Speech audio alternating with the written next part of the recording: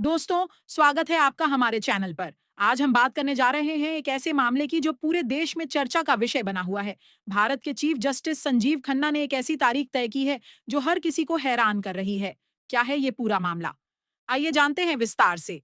भारत के मौजूदा chief justice Sanjeev Khanna जल्द ही रिटायर होने वाले हैं। हाल ही में एक केस की सुनवाई के दौरान उन्होंने एक ऐसी तारीख मुकर्रर की जो अब सुर्खियों में है। दरअसल धर्म परिवर्तन कानून को लेकर दायर एक याचिका पर सुनवाई की मांग की गई थी।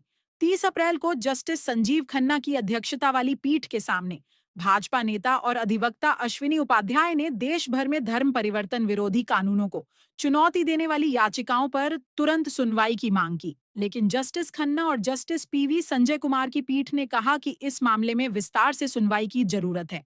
इसके लिए 13 मई 2025 की तारीख तय की गई।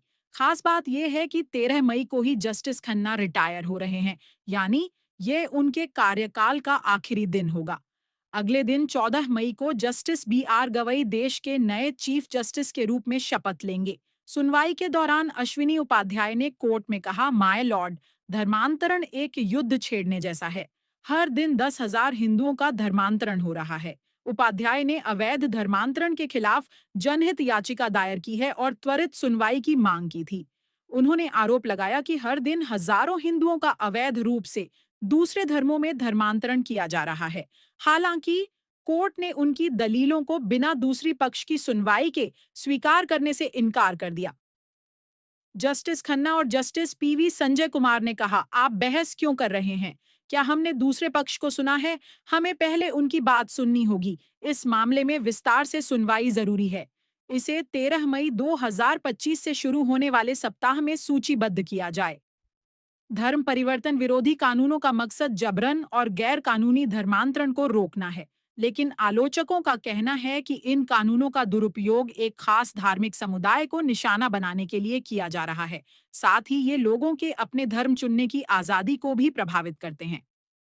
सुप्रीम कोर्ट में कई याचिकाएं दायर की गई हैं जो हिमाचल प्रदेश धर्म स्वतंत्रता अधिनियम 2019, मध्य प्रदेश धर्म स्वतंत्रता अध्यादेश 2020, उत्तर प्रदेश गैर कानूनी धर्म परिवर्तन निषेध अध्यादेश 2020 और उत्तराखंड के इसी तरह के कानून को चुनौती देती हैं।